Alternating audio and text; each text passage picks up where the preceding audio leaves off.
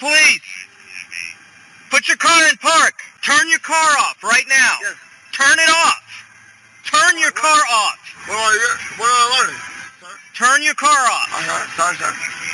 Unfortunately, no matter how much sympathy I show him, it doesn't amount to a hill of beans because we can't change the fact that this one mistake he made, it cost him his job and livelihood. Step out. I'm not going to ask again. Step out of the car. Why you gotta be like this? Because you can't listen. That's the problem. Why are we doing all this?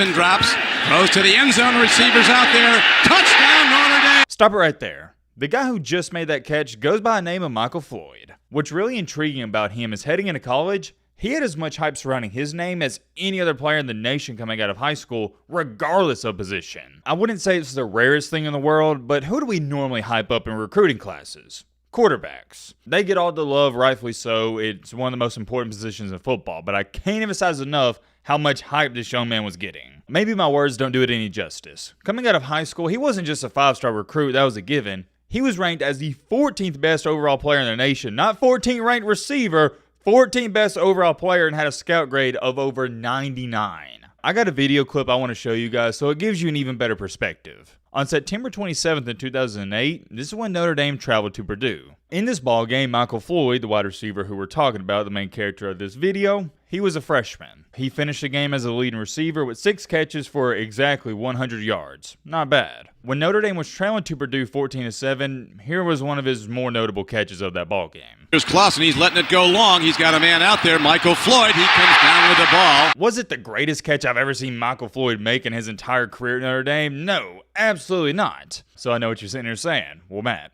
what was the point of showing us that? And that's a great question, my friend. I have an even better answer. It's what the commentator stated after the catch that's going to tell you everything you need to know about him and how good he was. And he is only great, Michael Floyd, who has been virtually unstoppable. You heard him right. That's not my opinion. That's not my subjective thoughts. He stated, quote unquote, he has been virtually unstoppable.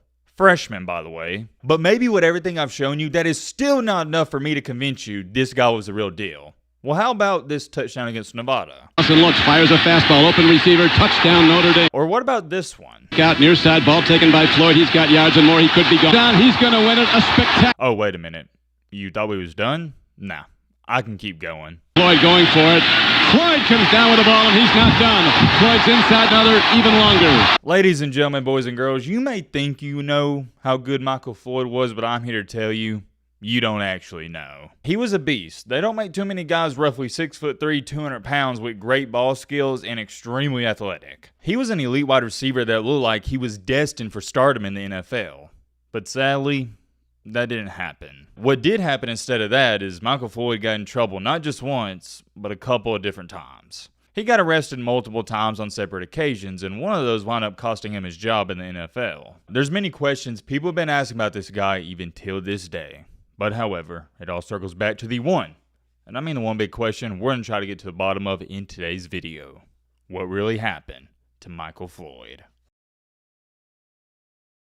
Ladies and gentlemen, boys and girls, hope all of you having a great and fantastic day. If not, hope this video can make it a little bit better. And major shout out to Casey for recommending this video. I greatly appreciate it. You know what I'm about to say next, but I got to because you guys are a big part of this channel and helping us out with this series we've been doing in the off season to get us to the off season. If you have any recommendations on videos like this, stories you'd like to see us tell on the channel, feel free to leave a comment down below, and who knows, we might make that video. There's many more things I could say, but I'm ready to get into this video. I know you guys are ready as well. Strap in, buckle up, get you a snack, get you a popcorn, get your favorite meal you like to eat when you watch a video, because trust me, I do the same thing. But alright, Matt, blah, blah, shut the crap up. Now, without further ado, let's get into it.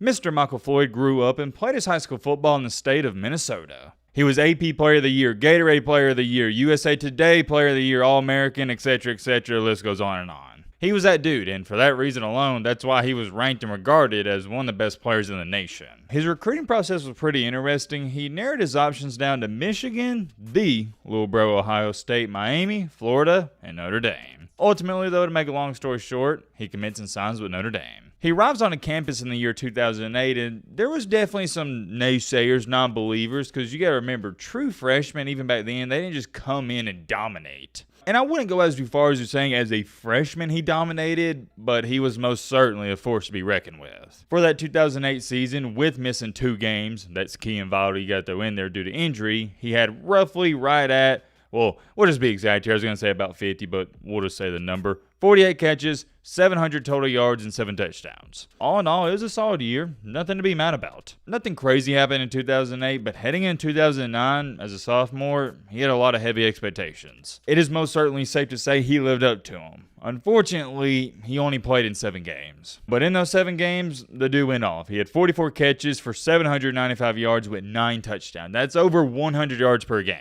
In 2010, this is where he finally plays an entire season. He has 79 catches for right over 1,000 yards and 12 touchdowns. Also worth mentioning, by this point in time, teams are really locking in on Michael Floyd and their game planning for him. After that 2010 season, this is where Michael Floyd, he has his first major incident. In March of 2011, so that'd be the offseason heading into his senior and last year, he got arrested for a DUI. Brian Kelly stripped Michael Floyd of being a team captain, but more importantly, he was suspended from the Notre Dame football team. And I don't mean suspended for a couple of weeks in the offseason, no. He was suspended for months. Finally, though, he got reinstated in August of 2011.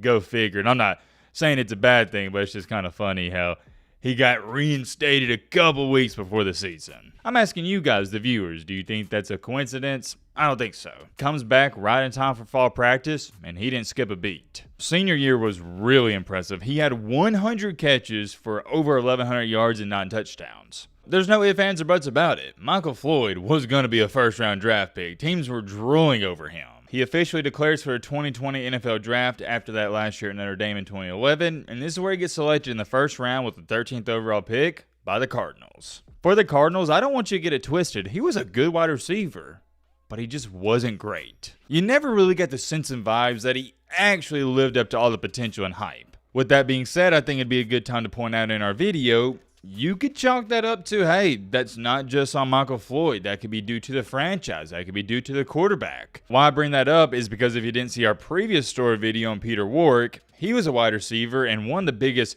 detriments to his career was his quarterback play. It was awful. Granted, Warrick's quarterback play for the Bengals was so abysmal. I even showed you guys graph charts and all the numbers to back it up. I'm not going to do that for this video because I don't think Floyd's quarterback play at the Cardinals was atrocious.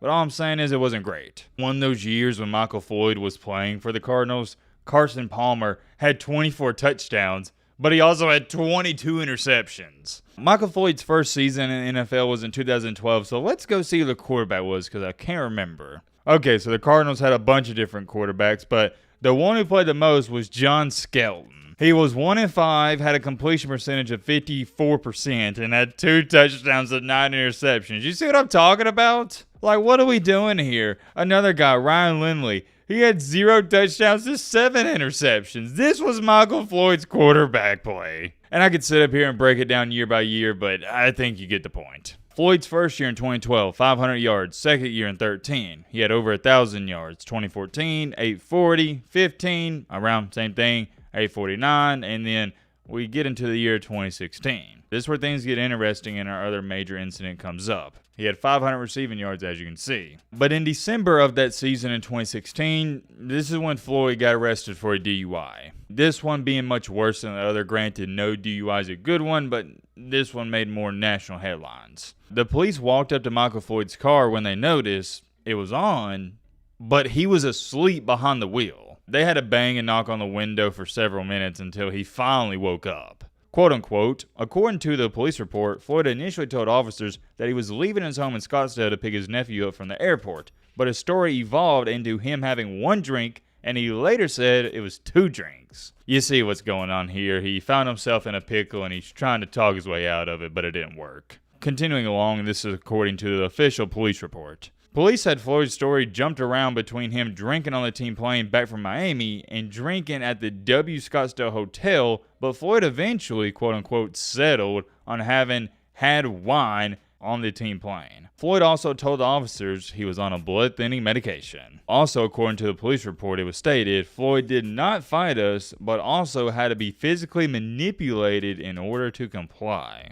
Michael Floyd was officially charged with 2 counts of DUI and 1 count of obstructing a roadway and failure to obey a police officer. It goes without being said, not a good look. You don't need me to sit up here and kick a man when he's down. Not a very good decision at all, and what was even more mind-boggling about it is it happened during the season after one of his games. You know you're a big-time hotshot wide receiver, and every decision you make and every move you make in this life is going to be magnified 10 times more than the average Joe like me or anybody else. He made a mistake. It happens. We're human. I've made many mistakes in my life, and I promise you I'm going to make many more. Unfortunately, no matter how much sympathy I show him, it doesn't amount to a hill of beans because we can't change the fact that this one mistake he made, it cost him his job and livelihood. The Arizona Cardinals did wind up releasing him. He then proceeded to sign with the Patriots. Not too much happened there, and in May of 2017, he signed a 1-year deal with the Minnesota Vikings, so returning back to home. I wish I could sit up here and tell you the Cinderella story of how he bounced back in the greatest way possible, and it's an amazing comeback story we're going to tell for the ages. But that didn't happen. Didn't do much of anything at Minnesota. Fast forward time into 2018, he signs with the Saints. Same thing there, he signed with them in July and got released in September of the same year. A couple weeks after the Saints released him, still in the same month of September, he signs with the Redskins. And last but not least, his final pit stop was with the Baltimore Ravens in 2019. For the Patriots, Minnesota, and Washington, he did play a little bit, but his production, compared to what it was his first 3 to 4 or 5 seasons in the NFL, not even comparable. He went from averaging around 700 yards per season to only 100. Most importantly, though, and this is the best news out of everything, he turned his life around. Sure, after he got that DUI, things went downhill for him, and at least if you're judging him off his football career, he never bounced back. But if you're looking at his life, things have improved drastically. I scrolled through his Instagram and social medias. He seems happy. He's a great family man. And now he's a real estate agent. He posts some videos on Instagram showing off some of the houses he tours. And I'll pop up his Insta right here. Feel free to check it out and go shoot him a follow. Seems happy. Life's going pretty good for him. You love to see it. Let's answer the 2 questions we sometimes ask at the end of these videos. Number 1, is Michael Floyd a winner or a loser? To me, no ifs, ands, or buts about it. He is most certainly a winner. Balled out in high school, balled out in college. Yeah, he got arrested for a DUI twice, but it's not what happens to you in this life, it's how you respond. I'm throwing him in the winner category because he didn't compound his bad decisions with more bad decisions. Our final question. Why didn't things pan out in the NFL? Goes without being said, the start to his downfall was the DUI incident. But outside of that, even early on, when he didn't have any problems with the Cardinals, I think it was quarterback play. Quarterback play wasn't great, and also we can put some of the blame on Michael Floyd. Maybe he wasn't as good as we thought he was. It could be a combination of both of those things. I'm curious. Let me know your thoughts on all this down below. But Roman.